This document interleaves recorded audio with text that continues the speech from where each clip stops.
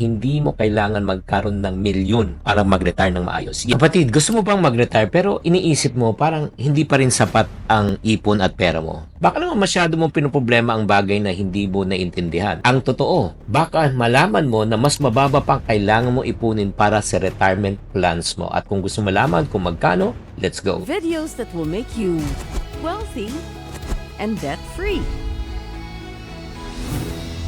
Hi there, this is Chinky Tan, your pambansang wealth coach. Nako, exciting to, usapang retirement. O lalo na kung may mga aging parents kayo na kailangang alagaan. Alam mo, napakaraming Pilipino po ay hindi po nakakapag-retire dahil natatakot nga baka hindi nga sapat ang kanilang ipon. Pero alam mo ba na hindi mo kailangan magkaroon ng milyon para mag-retire ng maayos. Ngayon pag-usapan natin kung paano ka mag-retire ng mas maaga na hindi sobra kang mai-stress kahit na hindi ganun kalaki ang iyong kinikita. Una, kailangan natin maunawaan muna ano ang iyong requirements no, pag ikaw ay nag-retire. 3 factors na dapat natin kailangan isipin. Number 1, ang iyong spending habit. Alam mo kung mas mababa ang gastos mo, mas maliit ang retirement fund na kailangan mo. Common sense. Like for example, kung gusto mo lang simple na retirement, may farm ka, tapos may tanim ka, tapos meron kang regular pension na nakukuha, I believe na you can retire comfortably. Pero ito naman, kung sinabi mo, ay, ang plano ko sa retirement, mag-travel, tapos gawin ang gusto ko, mamigay ng pera, tumulong sa kapwa, ay kailangan mo talaga mas maraming pera. Again, number 1, it all depends on your spending habit. Number 2, ang consideration kung magkano ang retirement na kailangan mong fund is lifespan. Mas mahaba po ang life, mas kailangan maraming pera. Kaya dapat po, we are preparing talaga for a long life. Kailangan may tinatawag tayong mga passive income. Ang ibig sabihin ng passive income, na tumingil ka na sa kakatrabaho, may papasok pa rin pera sa iyo. Pangatlo po, yung mga pension po. State pension like SSS, GSIS, na may guaranteed income na pwedeng makatulong sa expenses mo. Again, magkano po? Depende yan sa contribution mo. Mag-uumpisa yan, 1,000 pesos per month, 5,000, 10,000, or higher. Depende nga kung gaano katagal nagbigay sa iyong pension. First things first, hindi mahalaga kung magkano ang inipon mo. Kasi ang ipon na uubos. Ang mahalaga kung paano mo, number 1, ginagamit ang pera mo at magkano ang papasok na pera. That's number 1 consideration. At meron sa inyo nagsasabi, ako, I want to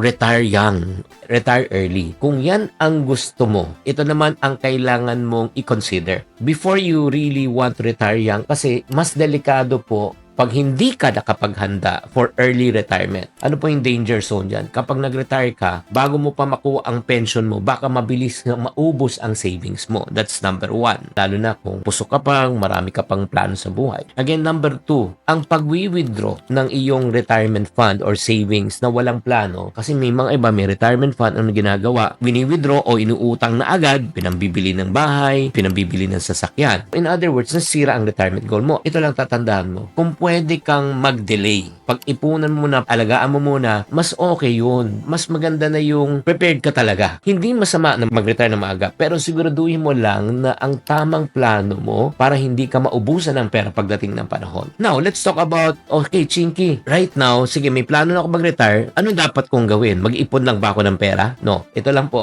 tayong po lahat ay mga kaipunaryo. I encourage people to ipon pa more, mag-ipon pa. Pero always remember, it's not how much money you save. It's how much money you grow. Ang goal natin pag-iipon ay hindi lang ipunin, dapat palakihin, palaguin ng pera. Kasi pagka linagay lang po natin sa savings account, kapatid, alam mo mangyayari niyan, kakainin lang ng inflation at the same time mapagtaas ng presyo. So, mawawala ang halaga ng pera. So, paano natin mapapalaki right now, Chinky, ang retirement fund? Number 1, through diversified investment. Always remember, never put your eggs in one basket. Bakit? Pag nilagay mo sa isang basket, tapos let's say, linagay mo na sa stock market, nalugi ang stock market, tapos ka na. Kaya kailangan naka-divide yan. Meron tayong tinatawag na paper assets. Paper assets, stock market, crypto. Meron tayong hard asset o physical asset, real estate, gold, or meron tayong business asset, negosyo. Kung pwede, diversified siya para meron kang residual income na pumapasok from 3 different or 4 different resources. Number 2, always remember, when you are getting old and preparing for your retirement, you should learn how to manage risk. Siyempre naman, mas dapat maging conservative. Huwag kang maging risky. Bakit po? Pag naging risky ka at the age of retirement at 50s to 60s. Once na naubos ang pera, ang hirap na i-recover dahil wala na tayong time,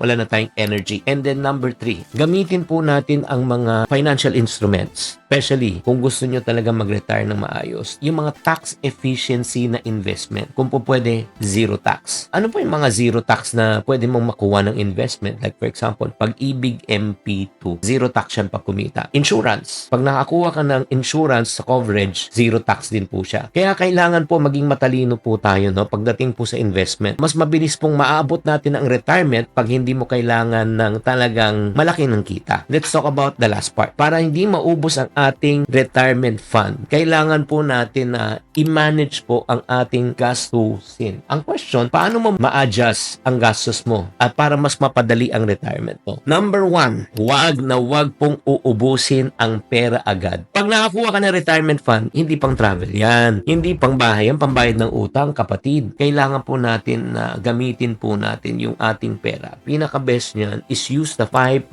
rule. Ano ibig sabihin ng 5% rule? More or less, makakuha tayo ng 5%, no, decent right now, na ROI or return of investment per annum. Saan natin makakuha ng 5%? Ngayon, mga e-banks from 3.5% to 8% may makukuha ka na. So, at 5%, kung gusto mo magkaroon ng 50,000 pesos per month, kailangan mo ng more or less ng 10 million pesos. Ang 10 million pesos po, times 5%, more or less around 500,000 ang kikitain mo per year. Divided by ng 12 months, 40,000 pesos. 12 months po, lumalabas po more or less na kung gusto mo talaga ng 50,000 pesos per month, more or less kailangan mo ng 12 million pesos. At 12 million pesos, papasok po more or less 48,000 pesos per month. Yan na ang magiging tinatawag nating fund mo na may pumapasok na kahit di ka magtrabaho for the rest of your life. Yan ang tinatawag nating 5% rule. Pangalawa po, ang pwede natin gawin kung masyado kang magastos sa isang lugar. Ang pwede mong gawin, baka pwede nga lumipat sa isang lugar, which na ginawa na kaibigan ko. Ito yung diskarte po nila. Sobrang galing. Meron silang malaking bahay kasi malaki ang pamilya nila, 4 na kwarto. Tapos malaki po na sa isang subdivision po. Since dalawa na lang sila, kakalog-kalog na lang sila. Alam mo ginawa nila? Pinaupahan po nila yung bahay na yun. At yung upa ng bahay ay nag-generate over 6-digit income. Tapos ang ginawa po nila, 100 plus thousand ang nakukuha nila. Ang ginawa nila, nag-rent sila ng condo. Ang condo naman binabayaran nila per month nasa 35,000 plus utilities and everything. So basically, what happened, yung rental income po nila, yan na po nagbabayad ng upa, kuryente, pagkain ng kanilang retirement. That's another thing to consider. And number 3, tatandaan po natin ha, hindi pare-pareho ang gastos natin buwan-buwan. Kaya dapat maging flexible ka pagdating sa paghawak ng funds mo. Tatandaan, ang pagre-retire po ay hindi tungkol sa savings. Ito po ay tamang pagpaplano, tamang paggagastos, at tamang pag-i-invest ng tinatawag nating passive income. Kaya nga, you can retire on less amount of money. Kaya nga, huwag kayo ma-pressure. Kung gusto nyo pang matuto kung paano mag-retire at a very young age na talaga maplano nyo, may good news ako. We have prepared already a step-by-step guide on how to retire at 50. If you are interested to know more about financial planning and coaching, all you need to do is just type retire at the comment section at may mapapanood kayong video. And FYI, this video is not for free. This is from our community, exclusive to. So if you want to take a peek and be part of this, just type the word called retire. Sana naman na enlighten po kayo and I hope that I'm able to encourage you. Tatandaan, hindi mahalaga kung magkano ang kinikita mo. Ang mahalaga kung magkano naipon mo at napapalago mo. Sana nakatulong tong episode na ito. Tatandaan parati, sinasabi ko mga kapatid, tamang karunungan, tamang disiplina ang susi sa pagyaman.